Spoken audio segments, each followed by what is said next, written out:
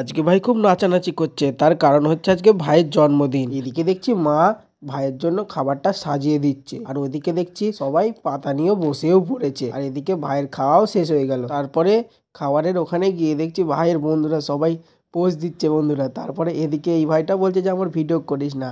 তারপরে এদিকে আমি আর আমার পিয়ম ভাই বসে পড়লাম খেতে। সবার প্রথমে দিয়ে দিল থালা, সাথে গ্লাস, আর গ্লাসে একটু জল ঢেলে নিলাম। এরপরে দেখলাম আমার ঠাকুমা নিয়ে এসেছে ভাত, আর একটু ভাত নিয়ে নিলাম। এদিকে কাকা ভাই বলছে বন্ধুরা সবাই সাবস্ক্রাইব করুন কিন্তু। তারপরে এদিকে ঠাকুমা নিয়ে চলে আসলো ডাল, আর আমি একটু ডাল নিয়ে নিলাম। আজকে এদিকে পিয়ম ভাই বলছে আজকে আমি নিতাই ভাই সব খেয়েই নেবো, তাই হা করে বসে রয়েছে। এঁচোড় চিংড়ে চলে আসলো প্লেটে, আর দেরি না করে এঁচোড়টা আর একটু চিংড়ে মাছটা ভেঙে দেখলাম, আর খুবই সফট ছিল।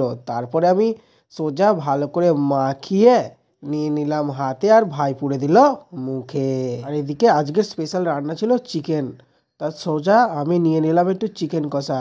তারপরে হালকা করে ভাত নিয়ে নিলাম, আর তারপরে হালকা করে চিকেনের ঝোল নিয়ে নিলাম।